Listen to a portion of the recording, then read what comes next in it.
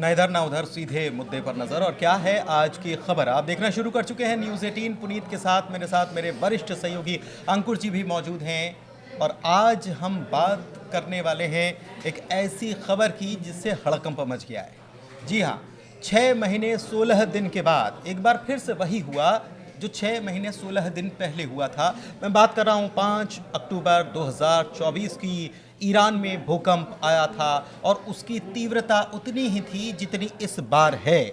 जी हाँ, ईरान में भूकंप आया है और उसकी तीव्रता 4.7 बताई जा रही है। और वो ऐसी जगह पर आया है जहां परमाणु संयंत्र हैं।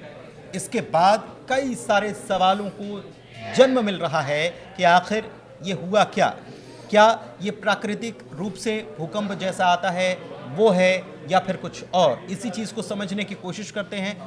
सबसे पहले मैं ये समझना चाह रहा हूँ सर आपसे कि ईरान में परमाणु जो वहाँ संयंत्र है वहाँ पर भूकंप आने की खबर इतने मायने क्यों रख रही है। देखिए, ईरान से कोई भी खबर आए उसका अपने आप में एक नया वेटेज होता है पूरी जियोपॉलिटिक्स में। और ये जो खबरें आई कि 4.7 है, तो आप ये समझिए कि 4 से ऊपर जितने भी रिक्टर स्केल पे जितने भी भूकंप होते हैं उनको ये भी माना जाता है कि कहीं ना कहीं किसी कंट्री ने न्यूक्लियर टेस्ट किया है। क्यों पूरी दुनिया में जो भी आप पैटर्न देखेंगे न्यूक्लियर टेस्ट के बाद तो करीब करीब 4 के आसपास उनकी तीव्रता होती है। तो जैसे ही ये खबर आई कि ईरान में 4.7 का भूकंप का एक झटका महसूस किया गया है, तो पूरी दुनिया में जितने भी सोशल मीडिया पे जितने भी हैंडल्स हैं और काफ़ी लोग मॉनिटर भी करते हैं, रियल टाइम डेटा को भी देखते हैं, तो उन्होंने इस बात की तस्दीक की कि शायद ये ईरान ने कोई न्यूक्लियर टेस्ट किया है। लेकिन बाद में इस क्लेम को रिफ्यूट भी किया काफ़ी लोगों ने। उन्होंने कहा कि ऐसा नहीं है, जिस जगह पे भूकंप आया था वो पिछले साल भी वहाँ पे आ चुका है, ऐसा नहीं है, तो न्यूक्लियर टेस्ट वाली बात सही नहीं है। लेकिन भूकंप आए या ना आए, ईरान वो कर सकता है जो दुनिया को आश्चर्य में डाल सकता है। ईरान वो कर सकता है जो पूरे मिडिल ईस्ट के लिए टर्निंग पॉइंट साबित हो सकता है। और ईरान वो कर सकता है जिसके बाद सऊदी अरब से लेके इजराइल के नेताओं की और अमेरिका के नेताओं को रात को नींद ना आए। एक चीज़ और है, दरअसल ये भूकंप आया तो जाहिर सी बात है कि जहाँ पर न्यूक्लियर रिएक्टर्स या न्यूक्लियर पावर प्लांट्स हैं वहाँ पर टेस्टिंग नहीं होती। और ये जो जानकारी है, नातांज सेंट्रल ईरान के इस्फहान प्रांत में ये कुछ हुआ है। 3000 के आसपास वैज्ञानिक वहाँ काम करते हैं, ऐसी जानकारियाँ भी है। एक चीज़ हमको याद आ रही है कि ईरान अपने न्यूक्लियर प्रोग्राम को आगे जब बढ़ा रहा था तब इज़राइल जो है, इज़राइल की खुफिया एजेंसी जो है उसने काम किया और मोसाद ने एक ईरानी परमाणु वैज्ञानिक जो हैं उनको टारगेट किया। ऐसी खबरें, हालांकि ईरान क्लेम कभी नहीं करता है, लेकिन ऐसी खबरें हमेशा से रहती हैं। तो क्या ये यहाँ पर जो भूकंप आया है या फिर इसके पीछे कुछ और है? बहुत सारे सवाल हैं। देखिए, अब हम बात करते हैं, सोशल मीडिया पे ये खबर आई, फिर इसका खंडन भी हुआ, लेकिन कुछ लोगों के मन में अभी भी ये है कि शायद ये न्यूक्लियर टेस्ट हो। लेकिन अब हम बात करते हैं कि आगे क्या हो रहा है, इस पूरे पर्दे के पीछे क्या है।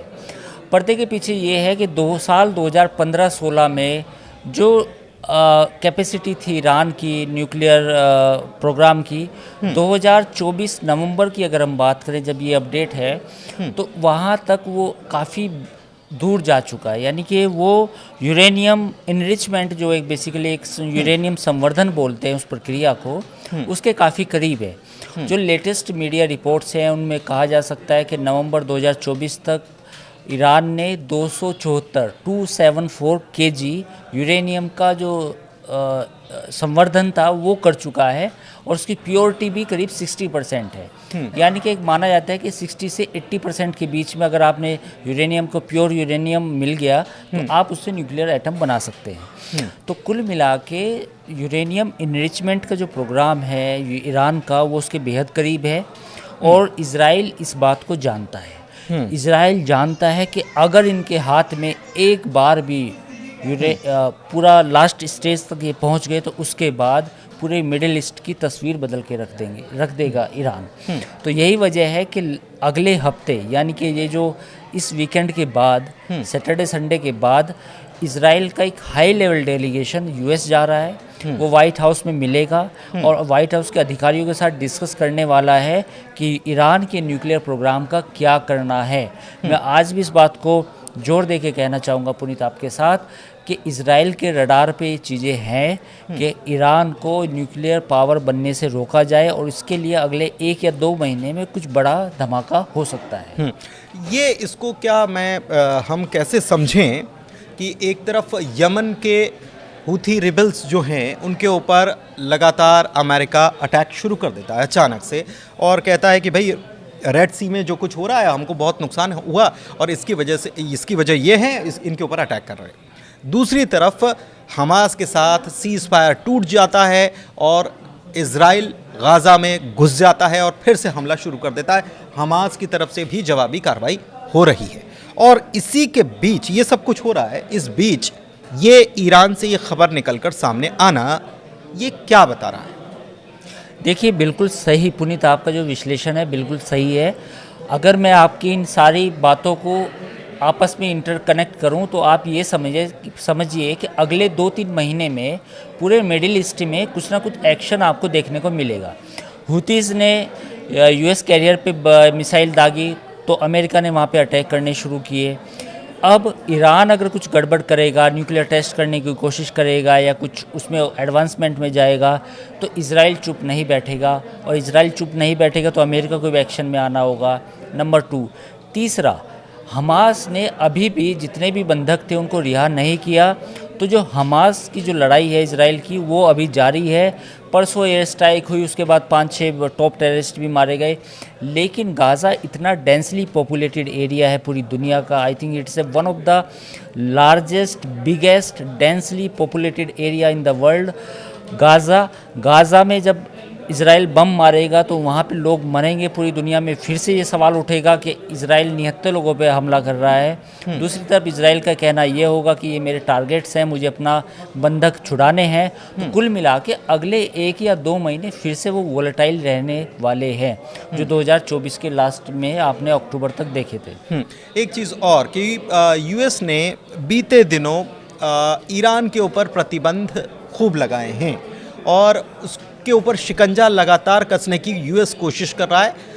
हालांकि इजराइल की तरफ से ये कहा गया कि आप हमको हमले की इजाज़त भी दीजिए और साथ ही साथ हमको हथियार भी दीजिए, लेकिन डोनाल्ड ट्रंप ये कोशिश कर रहे हैं कि दबाव बनाकर समझौता करा लिया जाए और न्यूक्लियर प्रोग्राम जो ईरान का है उसको कैसे भी करके बंद करा दिया जाए। और नेतन्याहू ये चाहते हैं कि हमको अटैक, क्योंकि हमको याद है कि ये पहले जब जिस तरीके से हमला हुआ था और ईरान ने मिसाइल दागी थी और उसके बाद इजराइल ने मिसाइल दागी थी, तो ये सब जब हुआ था तब ये इजराइल की तरफ से दावा किया गया था कि उनके न्यूक्लियर प्लांट्स जो हैं, उनके तेल के कुएं जो हैं, वो हमारे प्राइम टारगेट पर हैं। देखिए, ये मान के चलिए कि इजराइल ईरान पर हमला करेगा, ये बात आप लिख के ले लीजिए, क्योंकि ईरान मानने वाला नहीं है। जब हमास नहीं माना, जिसके हमास के पास तो कुछ पावर भी नहीं है, तो ईरान कैसे मान लेगा? तो अगले 1 महीने में या 1 महीने के बाद इजराइल और अमेरिका मिलकर ईरान की जो न्यूक्लियर साइट्स है उन पे हमला कर सकता है। इस बात के अब पूरे इम्कान है, इस बात की पूरी उम्मीद है। रीज़न क्या है? रीज़न ये है कि ईरान न्यूक्लियर प्रोग्राम, ट्रंप के आने के बाद ईरान न्यूक्लियर प्रोग्राम से पीछे हटेगा, इसके कोई सबूत, कोई डिप्लोमेटिक उनकी बातें कहीं से नहीं लगता। तो लास्ट ऑप्शन यही है कि इजराइल जो है अमेरिका के साथ मिलकर अटैक करेगा।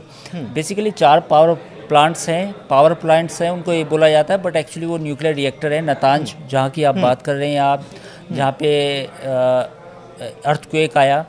दूसरा बुशेर है। तीसरा जो है एक और है, नाम भूल रहा हूँ मैं, आक्र, और एक और है। बेसिकली 4 न्यूक्लियर प्लांट्स हैं। ये चारों न्यूक्लियर प्लांट की जो लोकेशन है, जो जियो लोकेशंस है, वो पहाड़ों के बीच में है, पहाड़ों के अंदर बनाए गए हैं। बिल्कुल रेगिस्तानी इलाका भी, और दूसरी बात ज़मीन के अंदर है। तो पिछली बार भी जब लास्ट ईयर जब इजराइल ने ईरान पे हमला किया था, तो ऐसा नहीं है, उन्होंने उन न्यूक्लियर रिएक्टर्स के कुछ हिस्सों को छुआ था। कुछ अटैक्स भी किया था, लेकिन पूरी तरह बर्बाद नहीं किया था। इजराइल ने ये मैसेज दिया था ईरान को कि देखो, आपके जितने भी न्यूक्लियर रिएक्टर्स हैं वो हमारी जद में हैं, हम कभी भी आपके ऊपर हमला कर सकते हैं, आपके न्यूक्लियर रिएक्टर को तबाह कर सकते हैं, बर्बाद कर सकते हैं, सुधर जाइए। लेकिन ट्रंप के आने के बाद ट्रंप एडमिनिस्ट्रेशन और ईरान के बीच में कुछ मामला सुलझे, अब इस बात की उम्मीद बिल्कुल नहीं है, क्योंकि जिस तरह के बयान खमैनी के आते हैं ट्विटर पे, आप देखो खमैनी ऐसे लगता है कि जैसे, मतलब मुझे हंसी आती है अगर मैं खुद को as a student international relation का एज ए स्टूडेंट भी देखूं, तो खमैनी हर दिन ऐसी मजाकिया जो वो ट्वीट पे पोस्ट करते हैं एक्स पे, वो इतने मजाकिया होते हैं कि बार बार ये बोलना कि हम तहस नहस कर देंगे, हम हमला कर देंगे, हम ये कर देंगे, इजराइल ये है, जियानिस्ट है, अमेरिका ये है, फलानी दुनिया ये है, फलानी दुनिया ये है। मतलब उनको बेसिकली उस हैंडल को अगर आप देख लें खमैनी के, वो आपको खुद ही अंदाज़ा लगेगा कि इनका जो बुद्धि का लेवल है, जो इनकी इंटेलिजेंस का लेवल है, वो क्या है। तो मुझे लगता है कि the war between Israel and Iran is imminent. लेकिन एक डील हुई थी अमेरिका और ईरान के बीच में, और उसको रद्द करने का काम ट्रंप ने किया था और कहा था कि ये वेस्ट है। ट्रंप वापस वो डील करना चाहते हैं, लेकिन हम नहीं कहते हैं कि उन लोगों के साथ हम डील नहीं करेंगे जो हमको ब्लैकमेल करने का काम करते हैं। तो ये मैसेज भी क्लियर है कि हम अपने जो काम कर रहे हैं वो करते रहेंगे। ऐसा मैं यही तो एनालिसिस कर रहा हूँ। ट्रंप ने हमास को भी कहा कि आप हथियार छोड़ दें। ट्रंप ने ईरान को भी कहा कि आप बातचीत करें और ये अपना प्रोग्राम बंद करें और वापस जो है अपने टेबल पे आएँ। लेकिन मैं वही तो बात आपसे कह रहा हूँ कि हमास राजी नहीं हुआ, जिसके पास कोई हथियार भी नहीं है, तो ईरान कैसे राजी हो जाएगा। तो ईरान के साथ जो लास्ट ऑप्शन बचेगा यूएस के पास, इजराइल के पास, वो हमला होगा। तो मुझे लगता है कि अगले 2-3 महीने पूरे मिडिल ईस्ट रीजन के लिए काफ़ी तनाव भरे हो सकते हैं। लेकिन आप बता रहे हैं कि यूरेनियम तो भरपूर मात्रा में इकट्ठा कर लिया है। लेकिन जो रिपोर्ट्स हैं, मैं मीडिया रिपोर्ट्स, खबरें भी, हाँ ये खबरें भी आ रही हैं कि डेवलप कर लिया है। मैं यही बता रहा हूँ। बेसिकली जब भी हम एटॉमिक बम बनाते हैं तो उसके लिए यूरेनियम को इनरिचमेंट किया जाता है। तो जो यूरेनियम का इनरिचमेंट होता है वो बड़ी बड़ी रिएक्टर्स के अंदर जो मशीनें होती हैं, इसको परिष्कृत कह सकते हैं, बिल्कुल साफ। तो 60% जो अभी जो लेटेस्ट रिपोर्ट है उसके हिसाब से 274 kg उन्होंने किया है। 274 kg में 60% प्योरिटी है। उस प्योरिटी को थोड़ा सा और बढ़ाना है, 80-90% के लेवल तक लेके जाना है एज पर एक्सपर्ट। तो एक्सपर्ट का कहना ये है अगर 90% तक ये लेके गए तो फिर डेवलप कर पाएंगे, तो फिर उसको एटम बम में यूज़ करना आसान होगा। तो अब जब इतनी कैपेबिलिटी आ गई है तो मुझे लगता है कि इजराइल को अब देखना चाहिए, अमेरिका को भी देखना चाहिए कि अगर ईरान के पास बम आया, न्यूक्लियर बम आया, तो फिर पूरी दुनिया में क्या होगा। एक चीज़ और बिल्कुल साफ मेरा ये सवाल है कि ये भूकंप जो आया यहाँ पर, इस इलाके में भूकंप क्या ऐसा हो सकता है, क्योंकि लोगों के मन में कई तरीके के सवाल हैं। क्या ये हमला करके वहाँ पर कुछ ऐसा कर दिया गया जिसकी वजह से इतना ज़ोरदार धमाका हुआ कि भूकंप आया, या फिर वहाँ कुछ ऐसी तैयारी चल रही थी और उसमें कुछ गड़बड़ी हो गई जिसकी वजह से भूकंप आया, या टेस्ट हुआ? देखिए, कुछ भी हो सकता है। या प्राकृतिक आपदा? नहीं, ये कुछ भी हो सकता है। ये प्राकृतिक आपदा भी हो सकती है, ये न्यूक्लियर टेस्ट भी हो सकता है, ये हो सकता है कि न्यूक्लियर टेस्ट फेल हुआ हो, कुछ भी हो सकता है। क्योंकि देखिए, ईरान में मीडिया कोई प्राइवेट मीडिया नहीं है, सरकारी मीडिया है। ईरान में हर चीज़ क्लोज्ड है, कोई वीडियोस नहीं आते हैं वहाँ पे। लोगों की हालत कैसी है, जीवन कैसा है, पानी है नहीं है, रोटी है नहीं है, इसका कोई हिसाब किसी के पास नहीं है। डेमोक्रेसी के नाम पे केवल इलेक्शन होते हैं, लेकिन वो डेमोक्रेसी नहीं है। तो कुल मिला के किसी के पास जानकारी नहीं है, लेकिन ये अंदाजे लगाते हैं सब लोग कि न्यूक्लियर पावर की बनने की कोशिश रखता है ईरान, ख्वाहिश रखता है ईरान। तो और जहाँ पे ये धमाके हुए वो पूरा रिएक्टर वाला इलाका है, तो कुछ भी हो सकता है। ये कयास लगाए जा रहे हैं, हालांकि हम इसकी पुष्टि नहीं करते, लेकिन होने को कुछ भी हो सकता है। इस बात की संभावना से भी इनकार नहीं किया जा सकता। ठीक है, होने को कुछ भी हो सकता है। और कुछ रिपोर्ट्स जो हैं वो यही बता रही हैं कि ये एक नेचुरल फिनोमिना है या प्राकृतिक रूप से यहाँ पर भूकंप के झटके महसूस किए गए हैं। हालांकि और रिपोर्ट्स आनी बाकी हैं, इस पर हमारी नज़र लगातार बनी हुई है। फिलहाल इस वीडियो में इतना ही। आपको हमारी ये चर्चा कैसी लगी, कमेंट के ज़रिए आप ज़रूर बताइए। चैनल को हमारे सब्सक्राइब कीजिए, वीडियो को लाइक कीजिए, शेयर कीजिए। बहुत बहुत धन्यवाद।